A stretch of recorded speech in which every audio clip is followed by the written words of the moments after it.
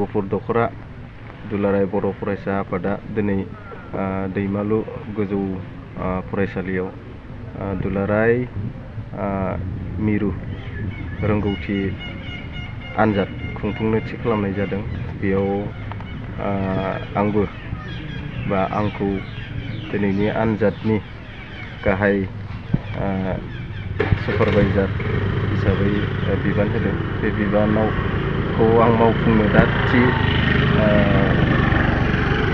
मावफुंना होफैनो थाखाय आं फैदों।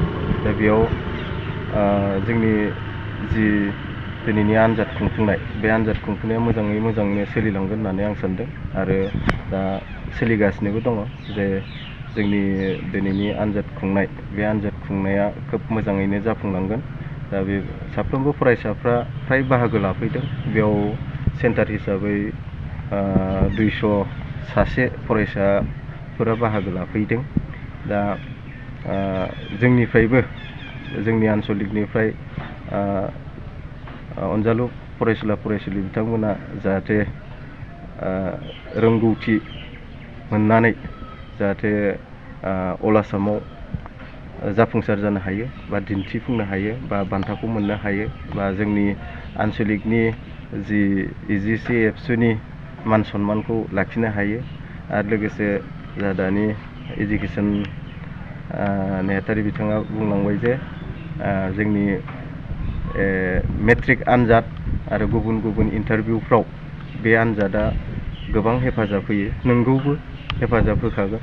मानो होनोबा आथिखालावबो बे 10 थाखोनि जि क्लास 10नि एग्जाम बे आनजादाव 50 नाम्बारानो अबजेक्टिभ टाइपनि दा कुइसन दानसै बा दानगोन होननानै दाबो एडुकेसन सेक्रेटारिनि एनाउन्स होबाय।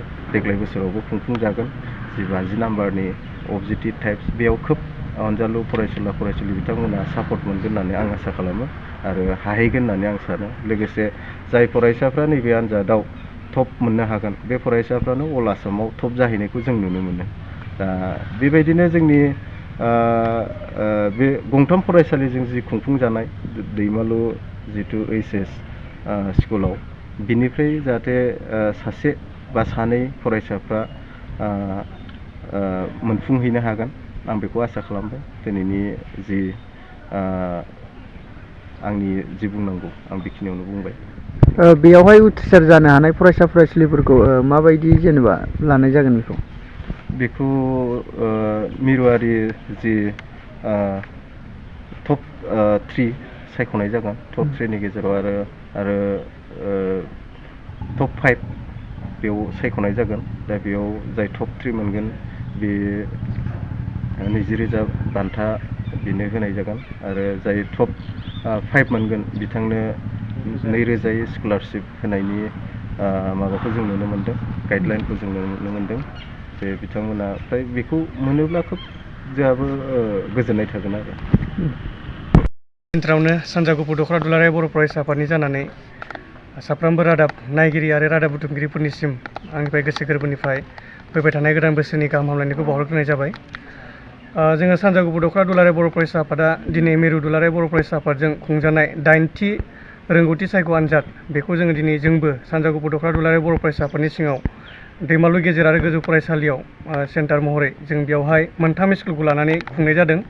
बेनो जाबाय दैमालु गेजेर गोजौ फरायसालि, लोगोसे माइदांस्रि गोजौ फरायसालि आरो दैमालु UN एकाडेमि।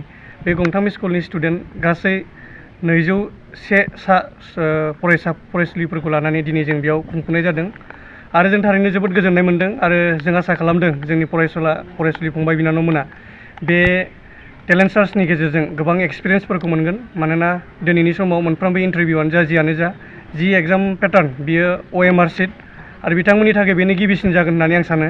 बिथांमोना दानिफ्राय जुदि एक्सपिरियेन्स जायोबा उननि समाव बिथांमोना जोबोद आवगायनानै थाहैगोन आरो बेजों लोगोसे फैबाय थानाय जि हाइ स्कुलनि जोबथा आनजाद बेयावबो बिथांमोना जोबोद एसेबाबो एडभान्स जानानै थागोन बेखौ जों फोथायनाय दं।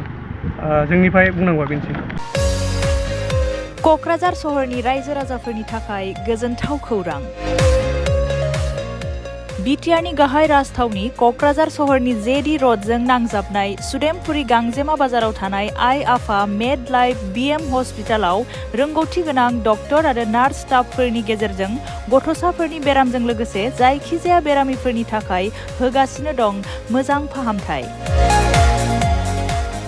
बे हस्पिटालाव नोंथांमोनहा गोबां फाहामथाय खाबुफोर मोननो हागोन। 24/7 emergency service, laboratory, pharmacy, paediatrics, medicine, gynaecology, dental, urology, dental x ray, play area, x ray, sonography, OT, ICU, NICU, PICU नि खाबुफोरखौ मोननो हागोन। आइ आफा मेड लाइफ बिएम हस्पिटाला 24 घन्टा जेब्लाबो खुलायै थागोन आरो लांलाय लाबोलायनि एम्बुलेन्सआबो मोजाङै सार्भिस थागोन। आबुङै खौरां लाहरनो थाखाय 9101 655 430 8822 688 026 जानबुं नम्बराव खौरां लाहरनो हागोन।